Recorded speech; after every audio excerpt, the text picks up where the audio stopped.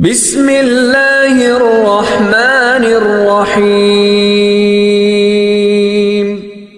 Assalamualaikum warahmatullahi wabarakatuh.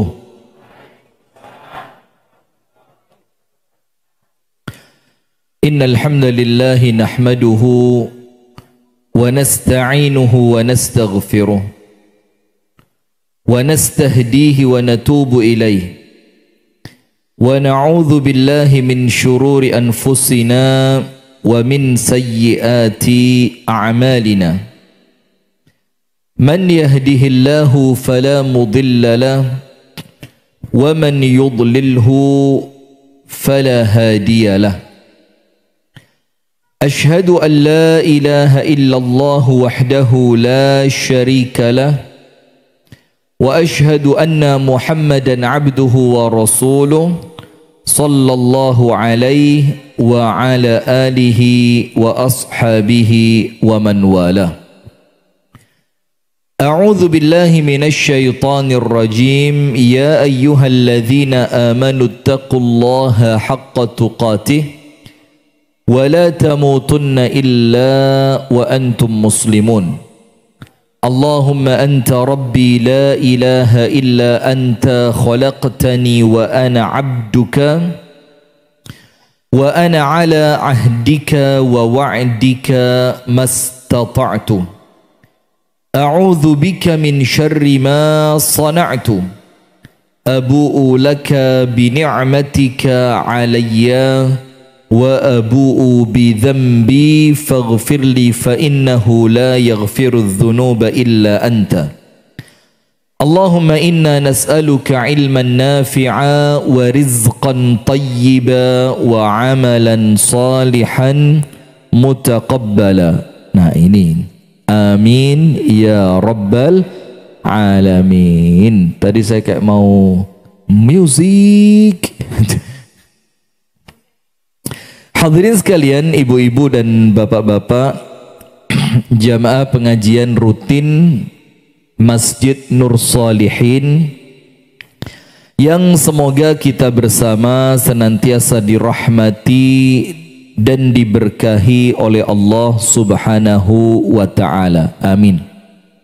Salawat beriring salam semoga tercurahkan kepada uswah kita, suri tauladan kita bersama Nabi besar, Nabi agung, An-Nabi Muhammad sallallahu alaihi wasallam, beserta seluruh keluarganya, beserta seluruh istrinya, beserta seluruh sahabatnya, dan seluruh di antara umat dan pengikutnya yang setia dengan sunnah dan ajarannya ila yaumil qiyamah. Hadirin sekalian yang dirahmati oleh Allah Subhanahu wa taala, kita melanjutkan kembali membaca kitab Tazkiyatun Nafs yang dituliskan atau disusun oleh Al-Syeikh Dr. Ahmad Farid.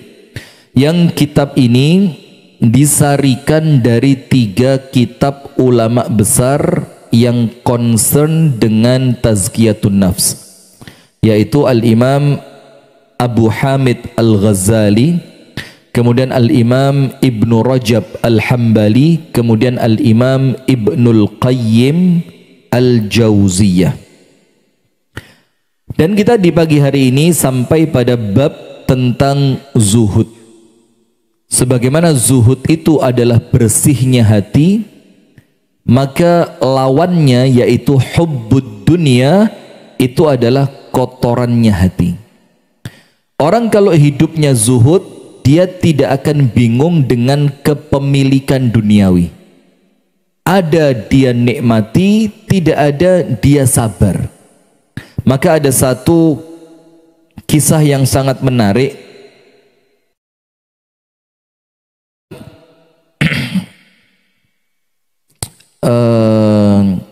Syaqiq Al-Balkhi. Syaqiq Al-Balkhi. Ketika dia tanya ke muridnya yaitu Ibrahim ibnu Adham. Jadi setelah dia belajar bertahun-tahun dari Syaqiq Al-Balkhi, maka Ibrahim ibnu Adham oleh Syaqiq yaitu gurunya ditanya, "Wahai Syaqiq, apa yang engkau lakukan dengan dunia? Jadi ditanya, bagaimana keadaanmu dengan perkara-perkara duniawi? Apa yang kamu lakukan, bagaimana sikapmu ketika engkau mendapatkan nikmat dan ketika engkau tidak mendapatkan nikmat? Maka Ibrahim bin Adham menjawab, dan ini jawaban untuk kita sudah levelnya bagus sekali. Ternyata itu dianggap oleh Syaqiq al-Balkhi itu levelnya rendah. Dia bilang begini, saya ini, kata Ibrahim bin Adham menjawab pertanyaan gurunya, idza utitu athartu wa idza muni'tu sabartu. Ini untuk kita udah bagus. Dia bilang apa? Saya ini, yaitu Ibrahim ibnu Adham, ketika saya mendapatkan nikmat, maka syakartu, aku bersyukur. Wa idza muni'tu sabartu. Kalau aku ini tidak diberi, maka aku sabar. Jadi kalau dikasih, syukur. Kalau tidak dikasih, sabar. Bagus apa enggak ini? Bagus. Untuk level kita sudah bagus. Ketika diberi nikmat kita bersyukur, kalau Allah tidak memberi kita sabar. Apa kata Syaqiq al-Balkhi? Hakadha yaf'alu kilabu Balkhin. Kalau cuma seperti itu, anjing di negeri Balkhan juga sama kayak kamu. Jadi anjing di Balkhan itu, kata Syaqiq al-Balkhi, itu kalau dikasih sesuatu, dia cinta betul sama tuannya, dijilat badannya, diciumin, dia tunduk-tunduk di depan tuannya, yang itu menunjukkan anjing ini berterima kasih. Dan kalau anjing itu tidak diberi, dia setia, sabar, duduk nunggu di depan pintu rumah tuannya, sabar dia. Maka kata Syaqiq, kalau cuma dikasih syukur, tidak dikasih sabar, bedanya manusia dengan anjing di mana? Terus akhirnya Ibrahim bin Adham tanya, terus yang betul bagaimana? Apabila engkau bagaimana? Kata Ibrahim bin Adham tanya kepada gurunya Syaqiq al-Balkhi. Dibilang begini, ana idza utitu athartu. Aku ini kalau dapat sesuatu bukan cuma bersyukur, tapi takdum, berbagi. Kalau cuma bersyukur belum tentu berbagi, tapi saya idza utitu athartu. Ketika aku diberi, kalimat athartu itu namanya ithar. Ithar itu apa? Aku berikan lebih banyak kepada orang lain dan untukku sedikit saja. Jadi misalkan dapat 1 juta, untuk orang lain 800, untuk dia cuma 200. Coba. Wa idza muni'tu syakartu. Dan ketika aku oleh Allah tidak diberi, aku bersyukur. Kenapa? Karena Allah itu tidak memberi karena rahmat. Allah tahu kalau kita diberi nanti kita zalim. Kalau kita diberi nanti kita lupa. Kalau kita diberi nanti kita tidak ibadah. Kalau kita diberi nanti kita lupa berdoa. Maka Allah itu ketika tidak memberi, tidak memberinya Allah itu karena rahmatnya Allah kepada kita. Maka ketika aku tidak diberi, aku bersyukur. Ini hatinya orang yang zuhud. Gak bingung dunia, ndak panik dengan ini dengan itu. Maka kalau istilah saya di Masjid Al-Irsyad kemarin, saya bilang orang zuhud itu gak ngisin-ngisini. Diajak makan di pinggir jalan bisa, diajak table manner juga dia bisa. Ngerti ndak table manner? Susah, Anda ndak ngerti Anda. Table manner itu kalau makan pisaunya di mana? Makan kok pisau ya? Ya begitulah table manner. Ada pisaunya diletakkan di sebelah mana, garpunya di mana, sendoknya di mana, nanti makan itu apa yang dimakan duluan itu ono aturan nih, Pak. Dan kalau ngajak saya, bismillah wis nggih tangan, ya Allahu Akbar sudah. Nah, maka orang zuhud itu adalah mereka yang tidak pernah panik dengan perkara duniawi. Karena dunia itu mau dipanikkan model apapun dia tidak akan berubah. Apa yang punya kita akan kembali, apa yang milik orang akan pergi. Jadi tidak usah bingung. Zuhud. Abu Abbas Sahal bin Sa'ad As-Sa'idi berkata, seorang berkata kepada Nabi SAW, dullani ala amalin yuhibbuni Allahu wa yuhibbuni an-nasu. Tunjukkan kepada saya suatu amalan yang dengan amalan itu Allah cinta, manusia juga cinta kepada saya. Jadi ini orang keren nih. Dia tidak hanya minta dicintai oleh Allah, dan tidak hanya minta dicintai oleh manusia, tapi dia minta amalan yang apabila amalan itu aku kerjakan, maka Allah cinta kepadaku, manusia juga cinta. Lihat, izhad fid dunya yuhibbukallah. Zuhudlah terhadap perkara-perkara duniawi, maka Allah cinta kepadamu. Kenapa orang yang zuhud terhadap dunia Allah cinta sama dia? Karena orang ini fokusnya akhirat. Ndak mikir dunia, ndak mikir itu bukan berarti sembrono loh ya. Ndak mikir itu artinya dunia ini tidak menjadikan dia risau. Maka zuhudlah di dunia terhadap perkara dunia, maka Allah cinta sama kamu. Dan orang kalau sudah dicintai oleh Allah, apa artinya dunia coba? Ndak ada artinya dunia.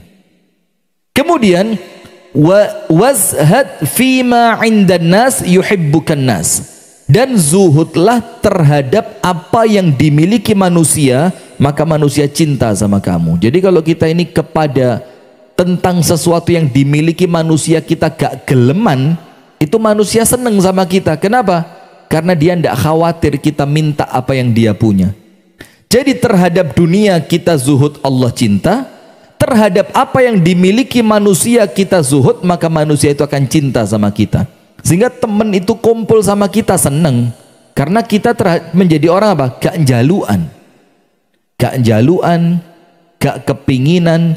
Kadang-kadang teman kita itu Pak, ketika kita minta sesuatu dan dia tidak mampu memberi, memang dia tidak kehilangan karena dia tidak mampu memberi, tapi sungkan itu loh yang menjadikan dia tidak mau kumpul lagi sama kita. Gak wis lan delok apa sing tak gawe kok empani kepingin tak kekni yo barangi larang, gak dikekni kalah sungkan. Nah coba iya apa enggak? Maka kata Rasulullah, zuhudlah di dunia maka Allah cinta kepadamu, dan zuhudlah terhadap apa yang dimiliki manusia, niscaya manusia mencintaimu. Hadis ini menunjukkan bahwa Allah mencintai orang yang zuhud terhadap dunia. Bahkan dikatakan bahwa cinta Allah merupakan derajat terbaik, maka zuhud terhadap dunia adalah kondisi hati yang terbaik. Jadi orang itu kalau hatinya sudah terlepas dari dunia, itulah kondisi hati yang paling top level, yang paling atas. Jadi ngelihat dunia itu biasa. Maka zaman Harun Ar-Rasyid itu ada seorang hakim ahli hikmah. Kemudian sama Harun Ar-Rasyid suruh nasehatin, dinasehati banyak sampai Harun Ar-Rasyid itu nangis. Terus Harun Ar-Rasyid itu menawarkan sesuatu kepada ahli hikmah tadi. Sal tu'ta, jalu'o sakarepmu tak kei. Katanya Harun Ar-Rasyid, mintalah sesuka kamu. Kamu mau minta apa? Silakan ngomong, saya kasih buat kamu. Apa kata ahli hikmah itu? Mintalah kepada Allah agar Allah tidak mematikanku. Kata Harun Ar-Rasyid apa? Waduh Pak, kalau itu ya podo-podo gak arwe Pak. Sama-sama ndak punya. Yang saya maksud minta selain itu. Apa kata ahli hikmah? Mintalah kepada Allah agar Allah masukkan saya ke surga. Katanya Harun Ar-Rasyid, waduh saya tidak mampu, itu urusannya Allah itu. Saya tidak ikut punya surga. Yang saya maksud mintalah dunia, kata Harun Ar-Rasyid. Kalau kamu minta dunia, tak kasih. Apa kata ahli hikmah tadi? Kepada pemilik dunia saja saya tidak pernah minta dunia. Lu mosok sama kamu yang tidak punya dunia saya harus minta dunia? Maka Harun Ar-Rasyid ditinggal. Lihat, orang itu lek atine gak gemandul marang dunyo, orangnya wibawa. Ketemu siapapun aman. Karena apa? Dia merasa tidak butuh. Maka suatu hari Al-Imam Al-Hasan Al-Basri itu Ditanya oleh murid-muridnya, wahai Imam, apa yang menjadikan engkau itu begitu berani di hadapan para orang-orang kaya itu, para orang-orang kaya itu? Kok para ya, kok malah mirip Gibran ya? Jadi kenapa engkau itu di depan umaro itu apa? Para pemimpin yang hebat-hebat itu, di depan agnia, orang-orang kaya, kenapa engkau tidak tunduk sama sekali? Dalam keadaan engkau ini tidak memiliki apa yang mereka miliki. Apa kata Imam Hasan Al-Basri? Yahtajuna ilayya wala ahtaju ilaihim. Mereka itu butuh dengan apa yang saya punya, yaitu ilmu, dan saya tidak butuh dengan apa yang mereka punya, yaitu dunia. Maka saya punya izzah di depan mereka, saya punya kehormatan. Karena apa? Mereka mau tidak mau, mereka butuh dengan saya. Saya punya sesuatu yang mereka tidak punya, yang mau tidak mau mereka butuh dengan itu, yaitu ilmu. Dalam keadaan saya tidak butuh dengan apa yang mereka punya. Jadi itu menjadikan mereka apa? Tunduk di hadapan saya. Nah, sekarang masalahnya kalau ulamanya itu kendunyan. Nah, ini sudah. Ini fatwanya bisa dirubah enggak? Oh, semua bisa diatur. Ini fatwanya bisa diperhalus, bisa. Dihapus, bisa. Tapi antara merubah, memperhalus, menghapus, harganya beda ini. Kalau merubah, saya carikan ulama lain lah ya. Kalau memperlembut, saya carikan dalil yang lain. Kalau menghapus, taruhannya neraka, lek murah ya rugi melbun rokok, bayarane titik. Nah, maka zuhud adalah mengalihkan kesenangan dari sesuatu kepada sesuatu yang lebih baik. Zuhud itu, jadi kalau Anda tahu sepedaan itu menyenangkan, dan Anda juga tahu pengajian itu menyenangkan, ketika panjenengan bisa mengalihkan sepedaan di waktu yang sama, pas ada pengajian panjenengan malah milih pengajian, itulah zuhud. Jadi kesenangan-kesenangan yang tidak manfaat itu Anda keluarkan dari hati. Seneng apa misalkan? Duduk sama temen ngopi, seneng apa enggak? Seneng. Tapi menemani istri di rumah lebih manfaat. Maka orang zuhud itu bisa meninggalkan ngopi demi nemeni istri di rumah. Tulis nanti, tulis di peh kopi. Waktu bersama keluarga jauh lebih mahal dibanding ngopi bersama teman. Tulis yuk, wani pora. Wani pora. Akhirnya nanti dia datang sama istrinya ngopinya akhirnya. Nah, ngopi sama istri rasanya beda yuk. Ngopi sama temen, itu betul-betul kerosok ngopi pewenak legolos. Kalau pas kita ngopi di sini duduk sama teman-teman, istri di sebelah sana, itu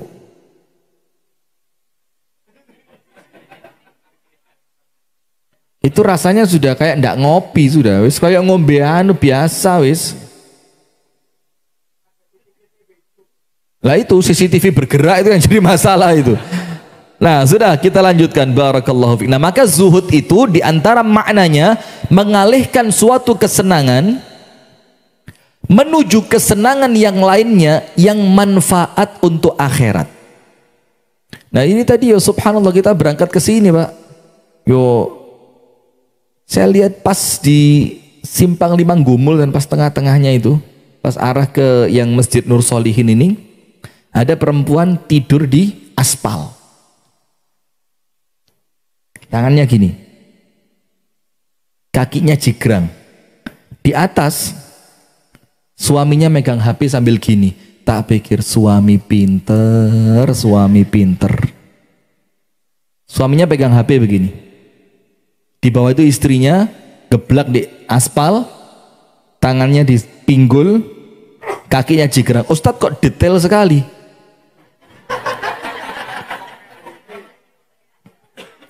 Memang salah satu kelebihan saya di situ. Meripat saya itu masya Allah jeli. Nah, saya lihat, ndak tahu ya, saya anggap itu suaminya lah, karena masuk bukan suaminya. Kalau itu suaminya, yang nomor satu, kok gelem diperintah istri itu loh. Nomor 2, kok ndak malu istrinya disuruh seperti itu. Nomor 3, dia pasti yakin ketika istri posting pose berpose seperti itu nanti masuk di galeri atau masuk di status. Nah, suudzon, ada hatinya kotor ini. Padahal saya juga sama mikirnya. Nah, maka hati-hati jamaah yang seperti itu. Nah, sekarang lihat, itu kan kesenangan. Ketika bisa dia merubah kesenangan itu untuk sesuatu yang manfaat demi akhirat, itulah orang zuhud. Jadi hatinya dia mulai dilepaskan dari kesenangan-kesenangan yang bersifat duniawi. Ilmu yang membuahkan kondisi hati seperti ini adalah mengetahui bahwa sesuatu yang ditinggalkan tidak bernilai jika dibandingkan dengan sesuatu yang diambil. Jadi artinya apa yang Anda korbankan itu sesuatu yang tidak bernilai untuk akhirat, dan Anda yakin yang Anda lakukan ketika Anda telah meninggalkan sesuatu, apa yang Anda ambil itu manfaat untuk akhirat Anda. Nah, disitulah Pak orang berani sodakoh. Faham? Kenapa? Dia rela tinggalkan kesenangan uang. Duit, ya Allah, saya tidak mau uang saya jadi berhala ini. Maka dia rela ini kesenangan. Siapa sih Pak gak seneng oleh duit Pak? Ayo coba angkat tangan, angkat tangan. Yang tidak seneng dapat duit. Kalau perempuan tidak seneng semua, saya tahu itu. Laki-laki maksud saya. Kalau perempuan itu dapat duit itu kayak terpaksa gitu. Coba gak nyeneng niati nih bojoku ora tak terima kok iki. Betul Bu ya? Kok tumben Ustadz Rifki belani ibu-ibu? Enggak Ustadz Rifki banget. Nah sudah, maka kita keluarkan kesenangan uang tadi dalam keadaan hati kita senang, tapi kita alihkan kesenangan itu untuk sesuatu yang manfaat untuk kehidupan kita yang abadi di akhirat kelak. Nah, itulah zuhud. Dan kalau mau dijabarkan, ya panjenengan kembangkan sendiri ya. Mungkin panjenengan punya rumah 17, dalam keadaan istri cuma 4. Itu kan berarti yang 13 nganggur. Nah, maka bagaimana caranya kemelekatan itu dilepaskan untuk sesuatu yang jauh lebih bermanfaat dalam perkara ukhrawi. Sesungguhnya segala yang ada di sisi Allah adalah kekal dan abadi. Ma indakum yanfad wa ma indallahi baq. Apa-apa yang ada di sisi kalian semuanya bakal sirna, dan apa yang ada di sisi Allah itulah yang akan kekal. Jadi sebelum meninggal harus ada peninggalan kita di dunia ini yang itu kekal di sisi Allah. Yo, sesuai dengan kapasitas dan kemampuan masing-masing. Begitu juga akhirat, ia lebih baik dan lebih kekal seperti halnya mutiara lebih baik dan lebih kekal daripada salju. Adapun dunia ini ibarat salju yang diletakkan di bawah sinar matahari. Salju akan terus mencair hingga akhirnya pasti habis. Sementara itu mutiara tidak pernah lenyap. Semakin besar keyakinan tentang perbedaan dunia dan akhirat, semakin besar pula keinginan untuk menukarkan dunia dengan akhirat. Pernah ada satu cerita Sayyiduna Uthman ibnu Affan. Uthman bin Affan ini kafilah dagangnya baru datang dari negeri Syam. Dalam keadaan waktu itu di Madinah sedang paceklik. Maka kafilah dagangnya Uthman ini ditunggu oleh saudagar kaya Yahudi. Kemudian mereka mulai tawar-menawar dengan Uthman. Uthman, tanpa kamu repot jualan, kami beli 2 kali lipat. Kata Uthman, hunaka man yashtaru minni aghla min dhalik. Ada yang membeli harganya lebih tinggi dari 2 kali lipat. Yahudinya bilang, ya sudah 3 kali lipat. Uthman mengatakan, ada yang membeli dari saya lebih tinggi dari kamu. Orang Yahudi mentok sampai 5 kali lipat. Utsman jawab apa?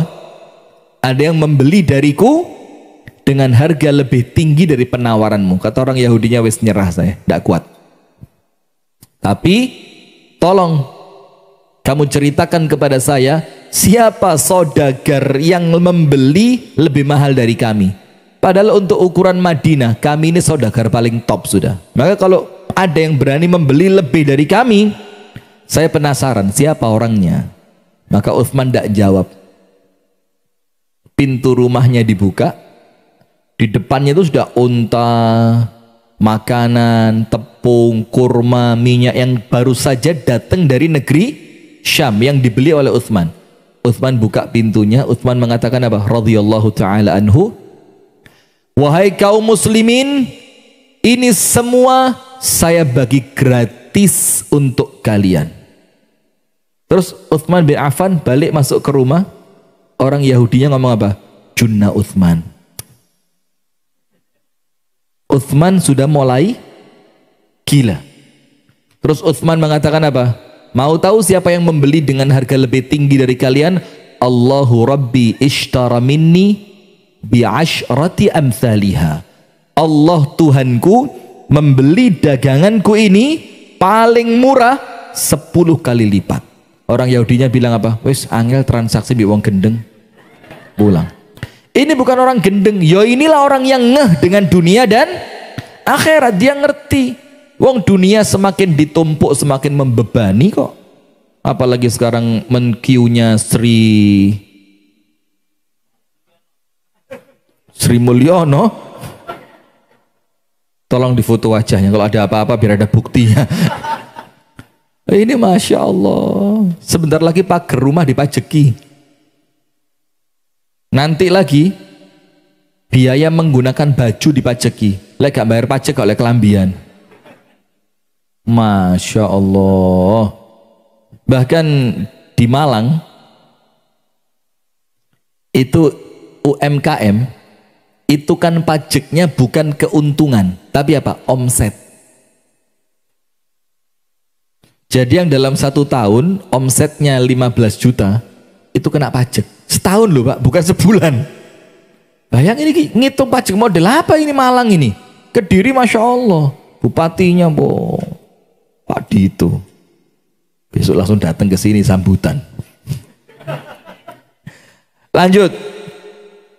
Maka ketika kita mengerti hakikatnya dunia dan akhirat, dunia itu seperti apa? Bola salju di bawah terik matahari yang semakin mengecil dan lama-lama mencair dan habis. Sementara akhirat itu seperti mutiara, mau hujan, mau panas, mau tenggelam, mau dia tertimbun pasir atau api atau apapun, dia tetap menyala.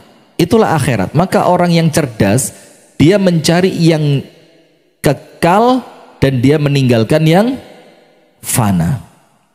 Sekarang ayatnya, Allah Ta'ala berfirman dalam surah Al-A'la. Kenapa kok disebutkan ayat-ayat ini yang menjelaskan bahwa akhirat itu jauh lebih kekal, lebih utama, lebih baik? Kenapa dijelaskan ayat ini pada penjelasan zuhud? Kenapa?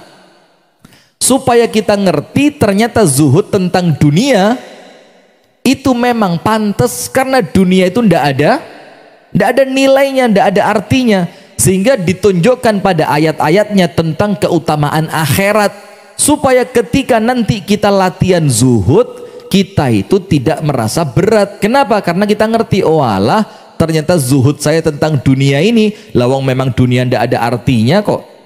Panjenengan gini gampang nih, di kantong panjenengan ada struk belanja, yang kemudian struk belanja ini tidak ada artinya. Terus truk belanja itu Anda berikan kepada orang lain, kan tidak ada perjuangan sama sekali ya. Opo lawang struk belanja lo kan regani. Anda memberikan sesuatu yang tidak berharga kepada orang lain, maka tidak ada tantangannya. Nah seperti itulah kira-kira Anda itu diajak untuk meninggalkan sesuatu yang memang tidak ada artinya. Nah maka zuhud itu berat untuk siapa? Bu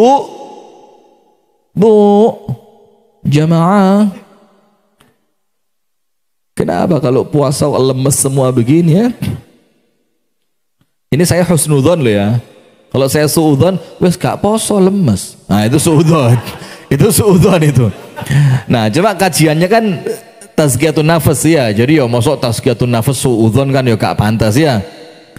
Kenapa Anda ini kalau puasa kok lemes, Bu? Ya, orang puasa harus lebih semangat. Ketok perjuangan di wong poso gitu loh ya. Jadi begini, kenapa orang itu merasa zuhud itu berat? Karena memang dia menganggap dunia ini besar. Sehingga ketika dituntut meninggalkan sesuatu yang besar, dia merasa apa? Wah, yo abot. Nah, tapi ketika Anda mulai mampu mengecilkan dunia di pandangan Anda, maka Anda tidak akan berat untuk zuhud. Rumah bakal dipakai orang. Alah, rumah buat apa sih? Oh, mobil ini harus segera dijual untuk kebutuhan. Alah, mobil, udahlah biarlah mobil buat apa sih? Nanti kalau Allah kasih rezeki juga beli lagi juga bisa. Kemudian misalkan ada sesuatu yang Anda suka, kemudian dibutuhkan oleh orang lain, pakailah, enggak apa-apa. Apalah artinya ini? Nah, itulah orang zuhud itu, dia mampu zuhud ketika dia mengerti hakikat dunia dan akhirat. Ayat yang pertama Al-A'la ayat 16 dan 17. A'udzu billahi minasyaitonir rajim. Bal tu'thirunal hayatad dunya wal akhiratu khairu wa abqa. Tapi kamu, ini kamu di sini orang kafir loh, Pak. Maka kalau orang beriman tidak kena ayat ini seharusnya. Kalian itu orang-orang kafir lebih mengutamakan kehidupan dunia. Akhirnya apa? Haram dibelani. Sing penting dunyoni oleh. Tapi orang apa ini? Orang kafir. Nah, maka kata Gusmus kan, aku males maca Quran.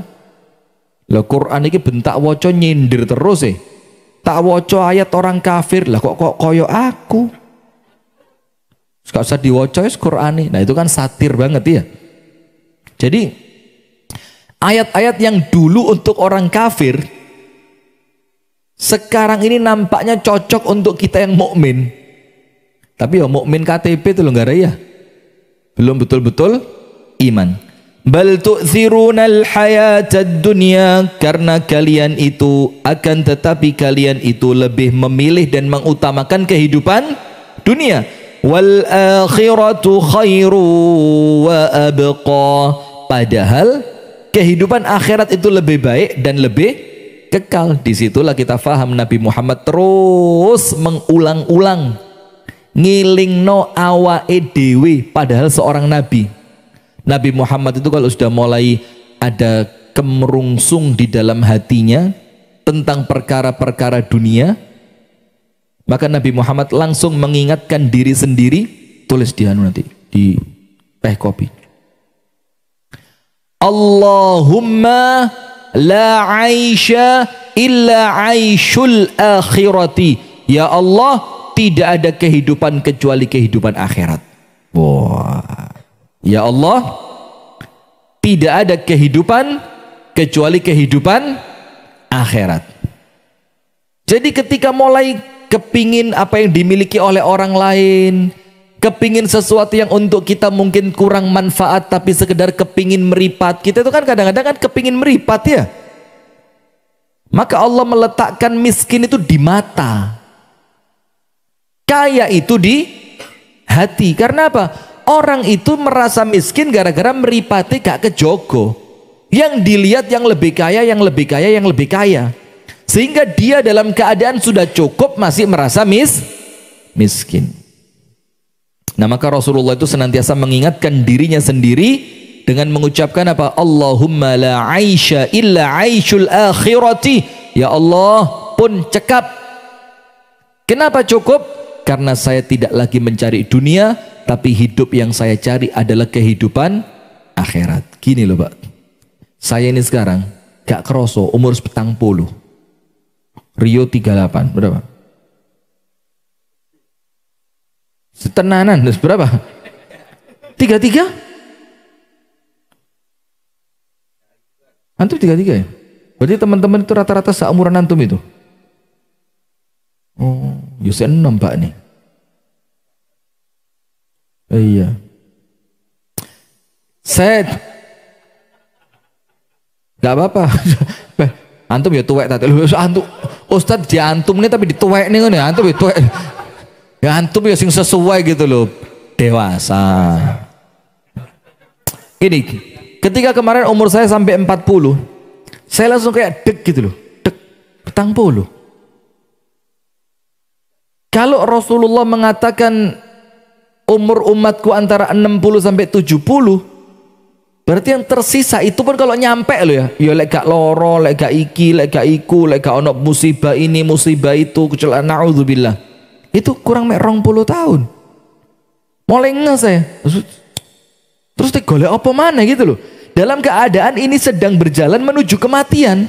Jadi jalannya sekarang bukan lagi jalan numpuk harta lagi, tapi apa? Jalan untuk siap-siap bakal mati. Kalau masih 17, masih 22, masih 25, itu jalannya sik notorip. Ingat, mulai balik sampai 40 melaku itu notorip. Tapi 40 ke atas melaku iku noto mati. Masih notorip. Noto mati pol. Pol. Panjenengan kita tambah pol. Panjenengan pinten saat niki? Usia berapa sekarang? Masya Allah, masih seweger panjenengan. Saya kira masih awal-awal 60 lah, 67 ya.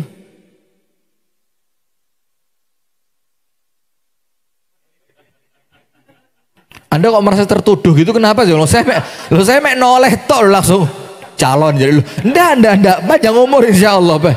Saya diwasi tok keweden ini dikira saya malaikat maut dah. Ada lagi orang ngerokok dia. Sambil ketawa ngewaka itu. Ngerokokan kok wedi mati. Lembok kira rokok ini malaikat Israel ta? Jawa dimati ngerokok lek mati udah sumet maneh. Loh. Kudu rokok sing mati mas, sampean sing mati. Lele sampean mati di sumet mana kene, gak saweti. Lah sampean mati gak usah disumet ngomong mati udah sumet mana. Oh masya Allah. Dulu yang ngirim ke grup siapa itu? Gilang. Astagfirullah, mudah-mudahan Gilang panjang umur. Mati ningku umur 837. Ngene ta. Malah ngerepot. Orang panjang umur itu Pak yang dicari juga apa ya? Lo panjang umur, sehat, gak ngerepoti, dan ibadah ya bagus, manfaat. Tapi kalau panjang umur jadi kembangnya bayang mau apa? Malah khawatir apa? Ngerepoti anak cucu. Na'udzubillah min dzalik. Ya mudah-mudahanlah kita semuanya sehat, panjang umur, istiqomah dalam keadaan manfaat. Ayat yang berikutnya surah Al-Anfal ayat yang ke-67. Surah Al-Anfal ayat yang keberapa? 67. Allah Ta'ala berfirman, turiduna 'aradad dunya. Kalau kalian itu kata Allah, memang yang kalian inginkan itu perkara-perkara dunia. Omah, mobil, jabatan, pakaian, makanan, kesenangan. Itu Allah nunjukkan sama kita hakikat kita itu seperti apa, supaya hati kita ini waspada. Turiduna 'aradad dunya, kalian itu kata Allah hanya menghendaki harta benda duniawi, padahal gak manfaati belas untuk akhirat. Wallahu yuridul akhirah, padahal Allah menginginkan kalian itu nyari akhirat. Padahal siapa yang lebih sayang kepada kita dibandingkan Allah? Maka kalau Allah nunjukkan Allah menginginkan akhirat, maksudnya apa? Wis tala ojo ngebet kenemenen golek dunyo. Maka tetaplah untuk urusan dunia itu ikhtiarkan semaksimal mungkin, tapi jangan panik masalah hasil. Ikhtiar hukumnya apa?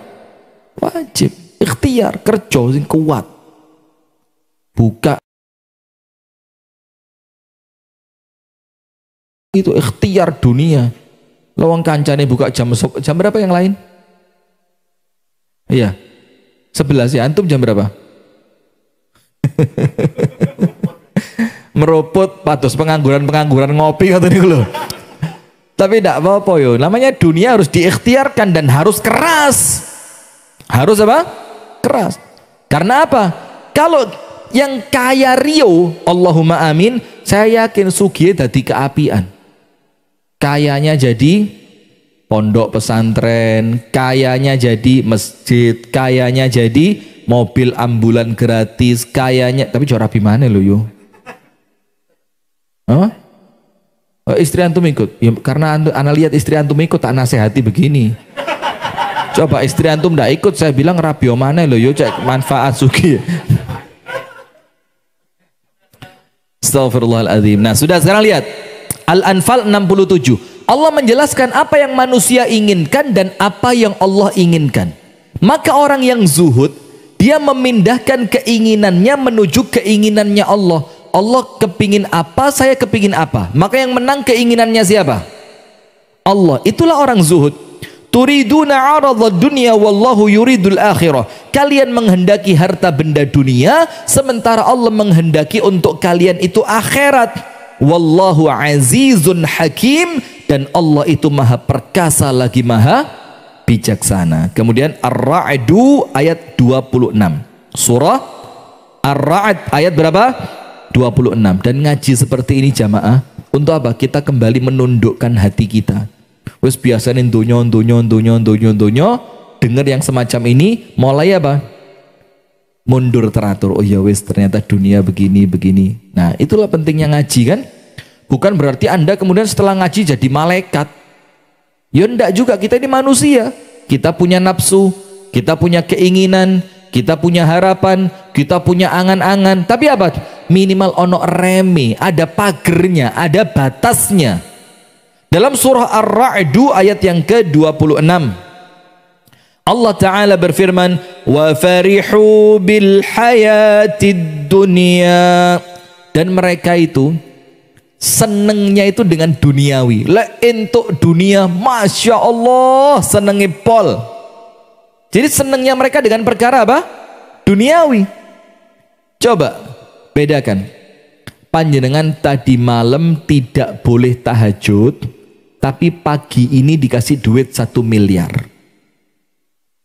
Atau panjenengan tadi malam oleh Allah diizinkan tahajud, tapi tidak dapat 1 miliar. Jujur, tidak usah goroh. Milih tahajud atau 1 miliar?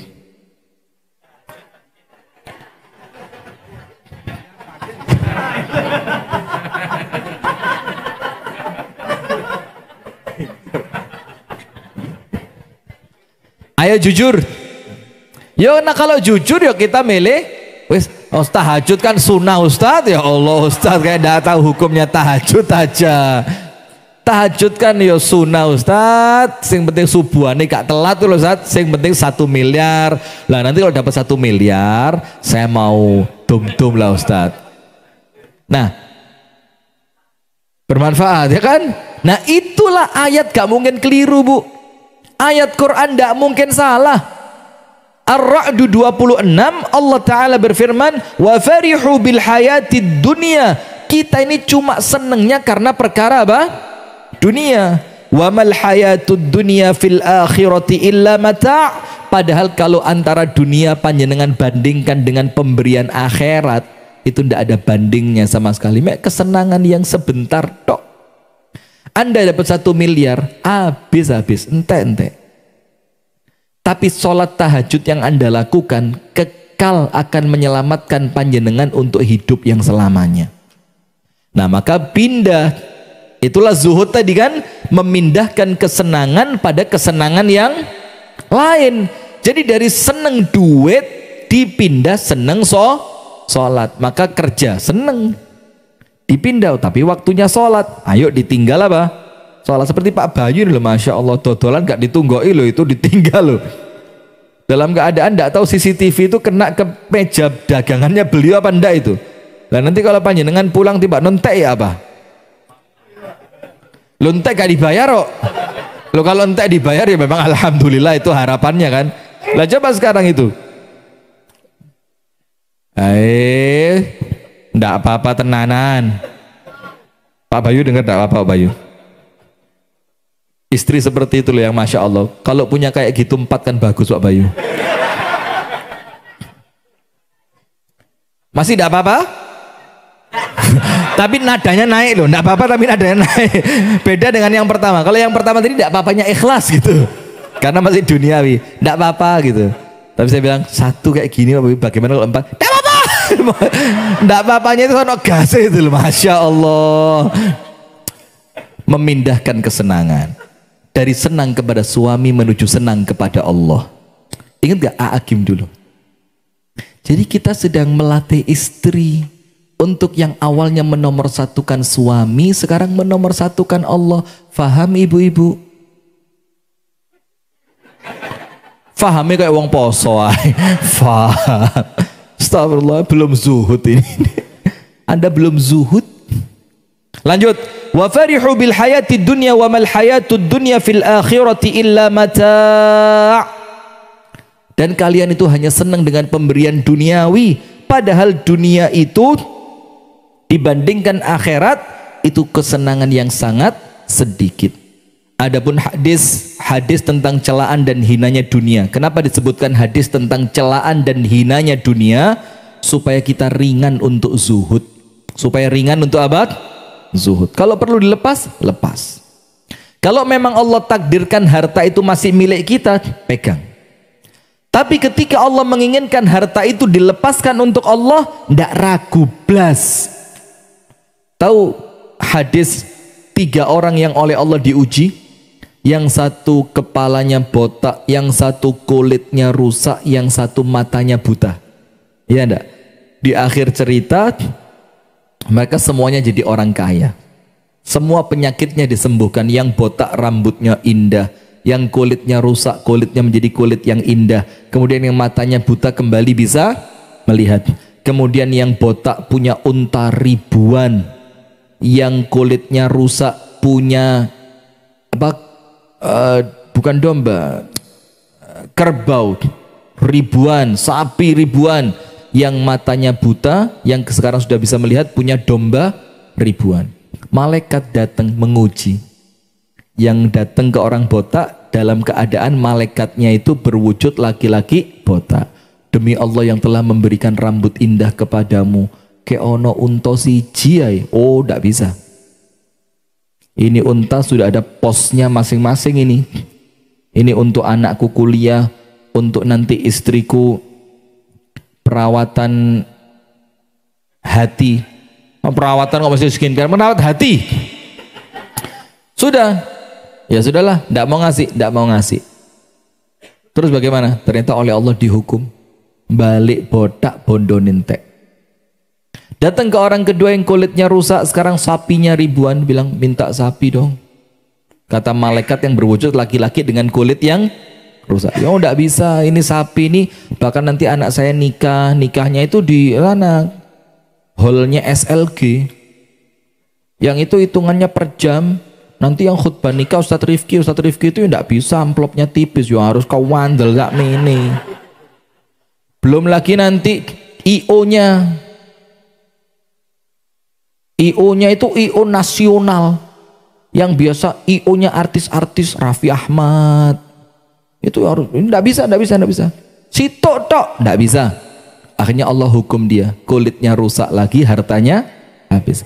Datang sama yang buta, malaikat berwujud laki-laki buta. Demi Allah yang telah memberikan mata yang indah kepadamu, penglihatan yang baik untukmu, berikan untukku 1 ekor domba. Apa kata yang buta? Ya Allah mas, saya sama kayak sampean zaman dulu. Dulu mata saya juga buta, sama Allah dibikin sembuh. Dulu saya miskin, tidak punya apa-apa. Sekarang saya sudah punya banyak. Maka ambil. Yang kamu ambil lebih menyenangkan saya dibanding yang kamu tinggal. Wah. Jadi kalau kita punya sesuatu, misalkan Anda punya sepeda motor 10, terus ada datang orang, mas, mbok disili siji mas, kiantar jemput anak sekolah. Sepeda sampean kan 10 mas, gak kanggo. Wis sing sampean gowo luwih tak senengi timbang sing sampean tinggal. Lek sampean iso nggawa pitu-pitu gawon kabeh. Tapi jerone ati kemalan neram. Nah, jadi itulah Bu orang zuhud itu Bu.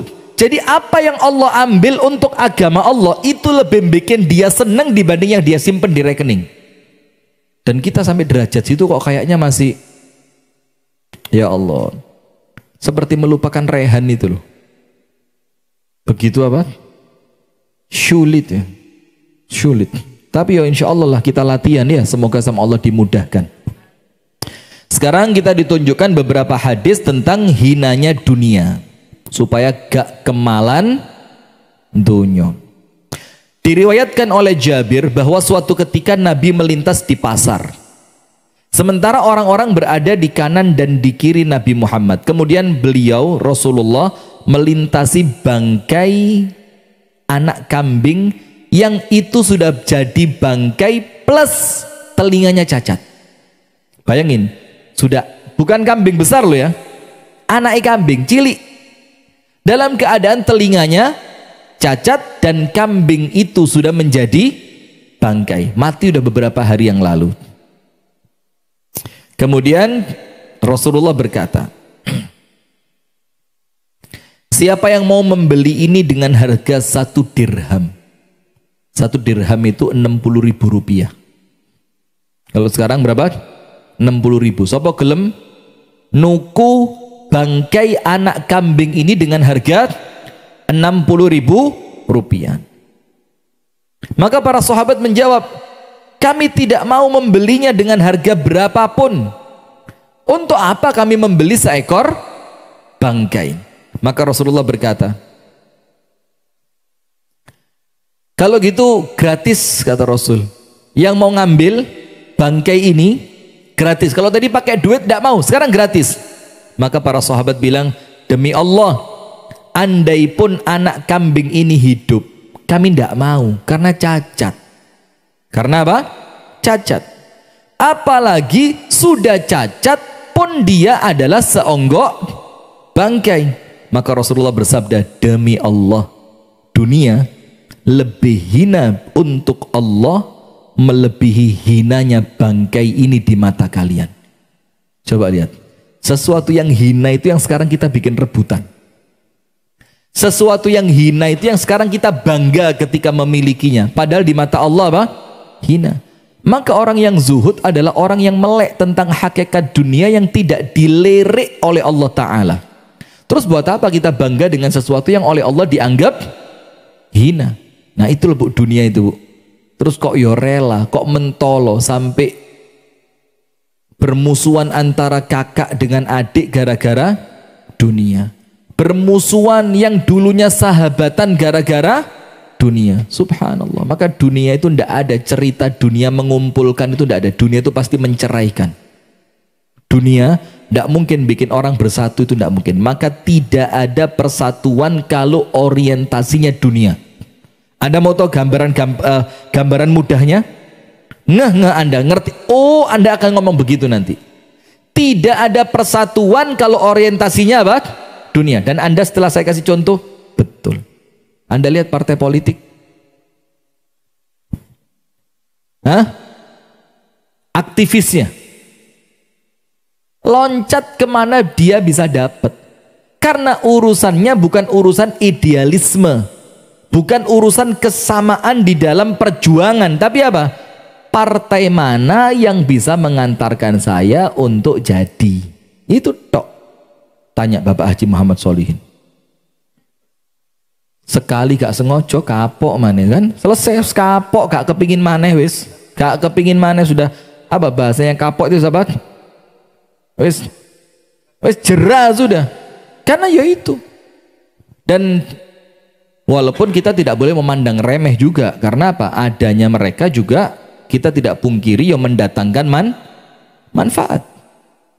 Nah tapi lihat di partai ini, loh, kok koyo sing dadi kono-kono terus aku gak dadi, pindah partai lain, jadi di partai lain. Periode berikutnya diganti, loh, kok enak saya diganti, pindah lagi partai lain. Itu menunjukkan apa? Tidak ada persatuan kalau orientasinya apa? Dunia. Pret. Hanya selama kamu memberikan dunia untuk saya di sana. Kalau dunia tidak ada di situ, saya akan pergi. Ya itu. Tapi akhirat itu pasti menyatukan. Orang kalau orientasinya akhirat pasti bersatu. Maka apapun kelompoknya, lek wis kelebon dunya bakal rusak. Tapi selama orang-orangnya masih mukhlis itu apa? Tulus, masih ikhlas, niatnya berjuang, pasti jalan. Nah maka kalau kumpul dengan siapapun niatannya akhirat, niatane kudu dijogo, jangan sampai kemasukan perkara dunia.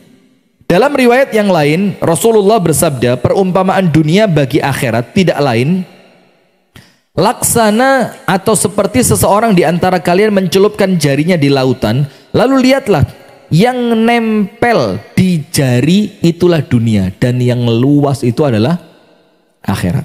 Bukan yang netes loh Bu, Anda celupkan, celup terus diangkat, kan nanti ada yang netes, yang masih tersisa di jari Anda itulah dunia. Itu pun tidak lama bakal kering. Sementara yang luas laut di depan panjenengan itulah akhirat. Maka lucu kalau orang memperebutkan yang nempel, kemudian dia relakan yang luas itu dan dia jadi lalai karena itu. Wah ya rugi. Belani sing sak nyuk meninggalkan yang sak nyok. Bahasa panjenengan bagus, terima kasih. Belani sing sak nyuk ninggal sing sak nyok. Eman. Jadi kalaupun kita ini zuhud jamaah, itu ndak membuang apapun. Karena memang kita pada hakikatnya ndak punya apapun. Jadi kalau zuhud ya memang sudah, ya memang selayaknya kita ini zuhud terhadap dunia yang tidak lebih daripada seekor bangkai.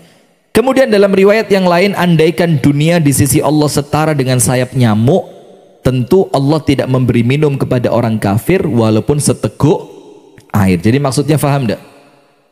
Jadi kalau dunia ini ada nilainya dan nilainya itu cuma separuh sayap laler, dan mesakmu niku tok, misalkan nilainya cuma separuh sayap nyamuk, itu maka orang kafir tidak dikasih minum. Berarti tidak bernilai sedikit pun dunia ini. Karena orang kafir bukan cuma minum, tapi apa yang mereka lakukan di sini? Pesta, rekreasi, seneng-seneng, happy-happy, menunjukkan apa? Dunia tidak ada nilainya. Maka Allah itu tidak akan memberikan untuk orang yang Allah cintai dengan sesuatu yang tidak bernilai. Misalkan kita ini oleh Allah dicintai, misal ya, Allahumma amin, maka Allah akan memberikan kepada kita sesuatu yang bernilai. Tidak mungkin Allah ngasih sesuatu yang tidak bernilai. Contoh, saya sayang banget sama anak saya, cinta betul, maka saya akan berikan apapun yang saya miliki untuk dia. Tapi saya cinta betul sama anak saya, tak kayak apa? Tak kayak beleduk. Saya kasih apa? Debu. Ya itu tidak mencerminkan saya cinta sama dia, karena debu tidak ada nilainya. Nah, tidak bisa begitu. Maka zuhud adalah berpaling dari sesuatu yang sedikit, berpaling dari sesuatu yang hina, dan menjauhkan pikiran darinya. Wes tinggalan dunia ini dengan makna yang pas, bukan tinggalan dunia ini kemudian tidak kerja, tidak mau cari uang, ya malah keliru. Karena orang di dunia perlu apa? Perlu uang. Di dunia ini semuanya perlu uang. Saobaya awak butuh duit. Tapi duit ojo didadekni sesuatu yang paling utama. Rela mengorbankan akhirat demi uang. Na'udzubillah. Yunus bin Maisarah berkata, dan Maisarah ini nama laki loh ya. Maisarah ini namanya siapa? Laki. Apa? Loh itu Yunusnya. Tapi sama juga ya. Karena bin kan ke bapak ya, berarti Maisarah laki. Seperti yang nemeni Nabi Muhammad ketika berdagang dagangannya Khadijah, namanya siapa? Maisarah. Laki atau perempuan? Laki. Nah, tapi Maisarah ini memang bisa buat laki, bisa buat perempuan. Seperti Fairuz. Ada nama perempuan namanya siapa? Fairuz. Laki ada namanya Fairuz.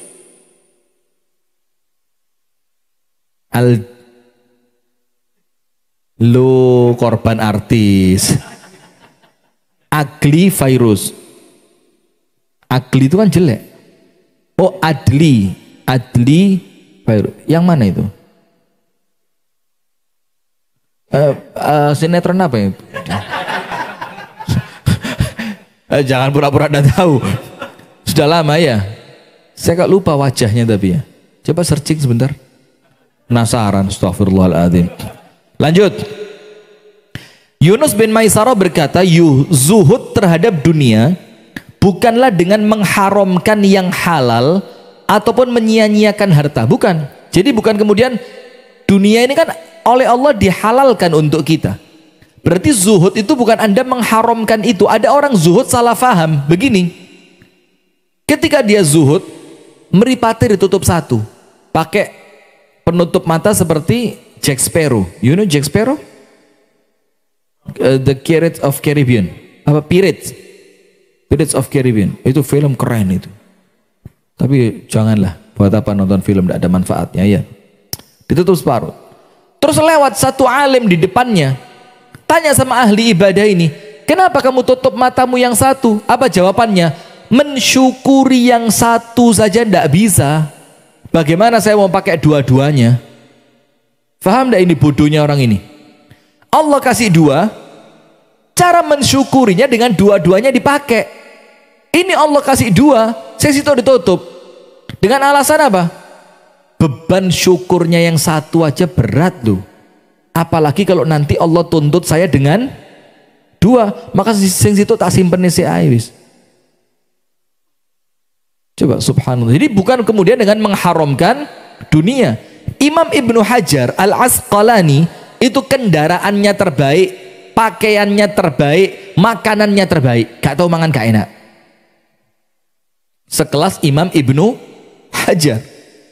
Terus disendir mbek wong Yahudi. Wong Yahudi itu kan bodoh-bodoh emang ya. Disendir sama Yahudi. Yahudi ini tukang minyak, kerjaannya mikul minyak. Maka orang kalau mikul minyak badannya ya apa? Bukan kekar, maksudnya pakaiannya itu apa? Lusuh. Yus berminyak begitulah kan. Terus sambil Ibnu Hajar itu duduk di atas kudanya dengan baju gamis mahalnya, dengan pakaian mewah yang dia pakai. Kata orang Yahudi apa? Aina anta min kalami nabiyika? Mana posisimu dari hadis nabimu? Ibnu Hajar tanya, ayu hadithin? Hadis yang mana katanya? Wong Ibnu Hajar ulama hadis. Bilang begini, ad-dunya sijnul mu'min wa jannatul kafir. Dunia ini penjaranya orang beriman dan surganya orang kafir. Ini penjara model apa ini? Kuda bagus, baju bagus, makanan lezat, hidup mewah. Surga model apa ini? Penjara model? Kamu kan ngaku beriman. Terus penjara apa untuk kamu kalau pakaianmu seperti ini, kendaraanmu seperti ini? Dan saya, surga apa kayak ngene iki? Angkat-angkat minyak, kelambi ketetesan minyak, mangan soro, urip kesel. Kata Ibnu Hajar apa? Maka orang itu cerdas. Ibnu Hajar bilang, loh, kuda mahal ini, baju mahal ini, makanan lezat yang saya makan, rumah mewah yang saya miliki, kalau dibandingkan ketika nanti Allah masukkan saya ke surga, yo ini seperti penjara ini. Yo itu maksudnya kata Ibnu Hajar. Jadi walaupun saya mewah, kalau saya bandingkan dengan surga yang nanti bakal Allah kasih, yo ini penjara.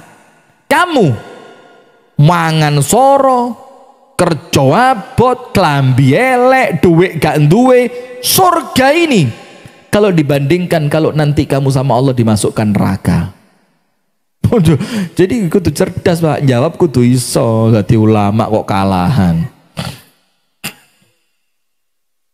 Coba kemudian Ibnu Hajar waktu itu ndak ngerti Pak. Iya ya, wes kita ganti posisi lah wes ya. Berarti mendingan kamu yang naik kuda mahal, bajuku PN, aku tak kerja minyak. Itu kalau ndak ngerti. Jadi harus paham. Maka bukan berarti zuhud itu apa? Mengharamkan perkara halal ataupun menyia-nyiakan harta. Duwe mobil gak diramut, itu bukan zuhud. Ustadz, mobilnya kok ndak pernah dicuci? Apa mobil? Itu males, gak semangat. Punya istri ndak pernah dimasukkan salon. Apa istri? Dunia istri. Padahal medit. Lah ini bukan zuhud ini. Ini alasan ini. Kalau punya istri itu ya minimal ke salon sebulan ya 2 kali. Itu paling apes. 2 kali. Kalau istri saya ya seminggu 2 kali. 2 kali seminggu. Yang sekali perawatan kulit, yang sekali perawatan rambut. Jadi Senin Kemis kayak orang puasa itu loh. Percaya Anda?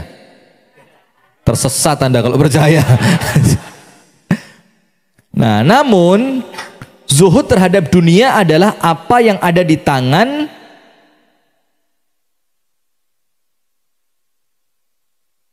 Nah, apa yang ada di sisi, jangan ditulis tangan ya, Anda coret. Anda ganti sisi karena kalimat tangan itu memang riskan maknanya. Zuhud terhadap dunia itu apa artinya? Anda meyakini apa yang ada di sisi Allah jauh lebih hebat, lebih utama dibanding apa yang ada di sisi Anda. Paham sampai sini? Jadi ketika Anda memberikan sesuatu itu kan berpindah dari sisi manusia pindah ke sisi Allah, dan Anda yakin ketika dia sudah pindah itu jauh lebih baik.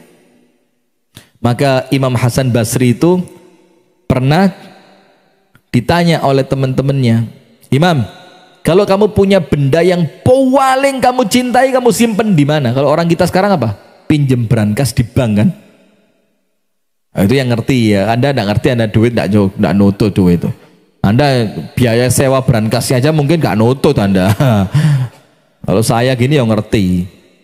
Jadi orang-orang kaya sekarang itu daripada nyimpen duitnya di bank, itu dia cuma pinjem nyewa roh. Itu pinjem apa? Nyewa brankas. Ustaz kok tahu dari mana? Ya diceritani memang soge. Jadi lah saya ya mikir juga, lah wong soge nyeritani aku iku lho, aku teng nyimpen opo. Itu bukan cerita, pamer asli pamer itu. Saya pernah diceritani sama orang soge tadi. Tapi kenapa nyimpen bojo ya? Terus ketawanya, Masya Allah, siapa yang ketawa tadi itu? Kakak. Hati-hati loh Bu. Nah maka mereka itu lebih seneng nyimpen duitnya bukan di banknya, bukan, tapi apa? Nyewa brankasnya itu. Kok cerita itu mau cerita apa saya tadi? Nah, apa yang ada di sisi Allah lebih baik. Maka Imam Hasan Basri ditanya, wahai Imam, apabila engkau safety box, yes safety box, safety box. Maka Imam Hasan Basri bilang, kalau saya mencintai sesuatu yang paling saya khawatirkan dia hilang, saya simpan di tempat la tamassuhul lusus wala akalahu adud. Aku simpan di suatu tempat yang tangannya maling tidak akan ngambil, cacing tidak akan ngerikiti. Ditanya di mana itu? Indallah, aku titipkan di sisi Allah. Wah ini bisa begini, keren kita Pak. Meninggal itu kita tunggu Pak. Kenapa meninggal kita tunggu? Gara-gara titipannya di kono wis akeh. Kita ini kenapa takut meninggal? Gak duwe simpenan. Sama saja bagimu tertimpa musibah atau tidak, sama saja bagimu orang yang memuji atau mencela. Jadi tidak ada urusan, dunia itu gak ngefek belas, dicela, dipuji itu tidak pengaruh selama kita yakin benar. Loh kalau dicela karena salah ya kudu jadi bahan introspeksi. Loh kalau salah dicela, celaan tidak mempengaruhi. Loh sampai salah kok dicela gak pengaruh, ya malah keliru. Terakhir beliau menjelaskan zuhud terhadap dunia dengan 3 hal yang semuanya merupakan amalan hati, bukan amalan tubuh. Karena itulah Abu Sulaiman berkata, janganlah engkau bersaksi bahwa seseorang telah zuhud. Karena zuhud itu gak mesti dengan perkara duniawi loh. Zuhud itu apa? Hati. Ada orang kelihatannya bajunya lusuh, belum tentu zuhud. Ada orang seperti Imam Ibnu Hajar tadi, itu justru orangnya zuhud. Maka itu adalah amalan hati yang tidak senantiasa bisa terlihat dengan perkara fisik. Penjelasan dari pernyataan Yunus tersebut adalah sebagai berikut. Pertama, Lebih percaya dengan apa yang ada di tangan Allah daripada apa yang ada di tangan sendiri. Kepercayaan ini muncul karena keyakinan yang benar dan kuat. Suatu ketika seseorang zuhud bernama Abu Hazim ditanya, apa harta yang kau punya? Ia menjawab, aku punya 2 harta. Lihat, Ibnu Hazim bilang apa? Hartamu apa? Saya punya 2. Nomor 1, karena kedua harta ini aku tidak akan takut miskin, yaitu percaya kepada Allah dan berputus asa dengan manusia. Itu harta yang paling mahal yang dimiliki oleh Al-Imam Abu Hazim, yang menjadikan dia apa? Yang menjadikan saya tidak pernah takut di dunia ini. Apa kepercayaan itu? Apa harta itu? Nomor 1, yakin kepada Allah dan berputus asa dari manusia. Kalau yakin sama Allah, Allah senantiasa sama dengan prasangka hambanya, pasti ditolong. Dan yang kedua, jangan sampai meletakkan harapan kepada manusia. Anda punya 2 ini, urip penak dunya sampai akhirat. Barakallahu fikum. Itu jamaah sekalian, sedikit pengumuman seperti yang tadi saya awali di awal. Insya Allah besok ada kajian buka puasa Asyura di Masjid Nur Solihin, dimulai pukul 4. Jadi biasanya kalau Ramadan kan mulainya menjelang jam 5 ya. Ini beda, ini dimulainya pukul 4 sampai jam 5. Kemudian nanti jam 5 sampai menunggu adzan maghrib, silakan ibadah pribadi. Banyak doa, zikir, baca Quran atau yang lain. Ajak teman, saudara, kerabat dan yang lain untuk meramaikan acara kita bersama. Barakallahu fikum. Itu yang dapat kami sampaikan. Jazakumullahu khairan. Subhanakallahumma wa bihamdika asyhadu an la ilaha illa anta astaghfiruka wa atubu ilaik. Kurang lebihnya mohon maaf. Assalamualaikum warahmatullahi wabarakatuh.